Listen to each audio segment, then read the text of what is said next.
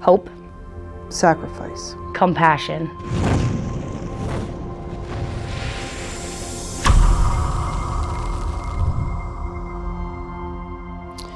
One Life to Love is an orphanage that my friend started, who is from Bricktown, New Jersey.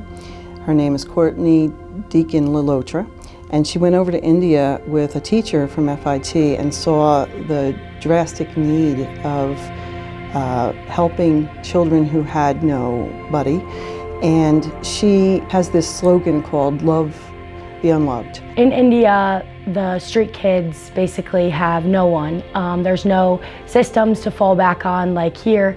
So if a child loses their family, there's nowhere for them to go. But Courtney, she will take any of the kids who had nobody, mostly people with disabilities. She ended up with children with disabilities because the other orphanages won't take them because of the medical costs. So she takes these children in and she loves them and she gives them a home, she gives them an education, and we've been supporting her ever since I met her about a decade ago. One Life to Love also has gotten into educating females as well. So they have a day school as well as the orphanage. So it's really just about loving kids who otherwise wouldn't have that accessibility of education and care. We hand out feminine products to women so that they can work and go to school. She responds to the needs of the community, whatever they are. When it's cold out, she hands out blankets. With her children, with the children with the disabilities, they go with her and they help her to hand out blankets. So she makes these children empowered as well. So I got involved with One Life to Love through the Monmouth University Professional Counseling program that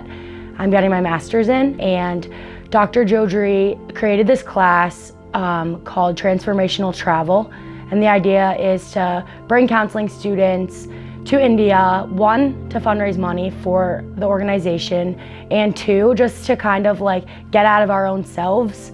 A lot of like counseling is about like letting go of what you know to be true. I asked Global Education if I could do a faculty-led program that would also include fundraising for the orphanage. That was a model that I knew from another professor out in California.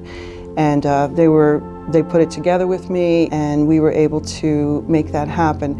And we've had many trips since then. It really is about learning the different religions in India, and then it's an experiential class. So at the end of the class, you get to go and you spend about 2 weeks in India, and we learned all about the orphanage and One Life to Love, but more so, you know, from a cultural perspective, a religious perspective, we got a chance to understand India in its totality. My role initially was I was just a student in a class, and what I was hoping to get out of it was a broader perspective of the world and to kind of learn a little bit more about myself as well. I think anytime you take a trip that's bigger than you or learn about anything that's outside of, I guess you would say, your comfort zone, helps you grow. So that was at the basis what I was looking to achieve, and then it just became so much more than that. So, you know, in the process of being able to be with these 10 people throughout my semester and then learning from Dr. Jodri, kind of fell in love with the culture. And then also when you get to go there, you just fall in love with the kids. My favorite memory was playing Duck, Duck, Goose with them. And it was really amazing to see, even though we are halfway around the world, kids are kids. And being able to see the joy from these kids really touched me in such a different way. You know, it's changed my life being part of this. I've been able to bring many students to India, and the exposure to this changes who we are, changes who I am, it changes who the students are. I think what I remember most from my experience, again, is just like the idea that human life is the greatest achievement and that we have so much capacity to like make this life like meaningful and beautiful, and with that there's like almost like a responsibility to help others. I was really excited to bring my experiences back to Monmouth, and more so in the way of encouraging my players to go explore the world and find something that they're passionate about outside of sport. The athletes come and they're kind of movers and shakers and they make things happen just as a group, but there's other students that are as well. But I can count on the athletes to be the leaders among the group. But it's not even just in sports that they're the leaders. They tend to be the ones to make sure that everybody's okay in the rest of the group. So I really enjoy bringing the athletes. I think one of the biggest things I brought home into the team is just like such a sense of gratitude for like education, but also the experiences that I've been able to have like through sports. And I'm so grateful that my team even got behind this with me. So they asked me to be on the board, which it's probably like the biggest compliment I've ever received in my life. I have no knowledge of fundraising or anything like that, but it was really amazing to be asked to be a part of it because it really just is a group of people who want to help these kids and to help Courtney.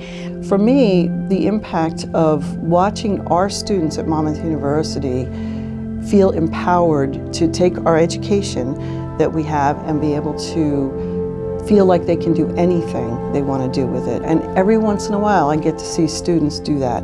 And the fact that they know they can by seeing what Courtney's done, and the fact that they know they can by seeing the impact that they have is what is the best moment for me.